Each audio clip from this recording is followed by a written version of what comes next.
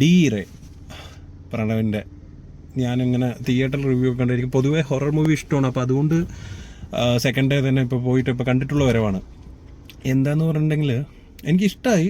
Pranav acting vice ഒക്കെ നല്ല അടിപൊളിയായിട്ടുണ്ട്. പക്ഷേ എന്താണെന്ന് വെച്ചിട്ടുണ്ടെങ്കിൽ അത്ര ജംപ് സ്കെയർസ് സീൻ ഉണ്ടായതായിട്ട് എനിക്ക് തോന്നുന്നില്ല. എനിക്ക് ഹൊറർ മൂവി എനിക്ക് പേടിയാണ്, എന്നാലും കാണും. പക്ഷേ movie actually it's good.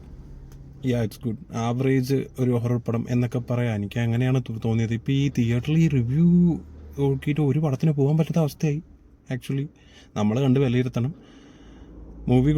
Movie ഞാൻ മോശമാണെന്നല്ല പറയണം, മൂവി വളരെ നന്നായിട്ടുണ്ട്. പക്ഷേ എന്തിനാണ് ഇത്ര ഹൈപ്പ് കൊടുക്കുന്നത്?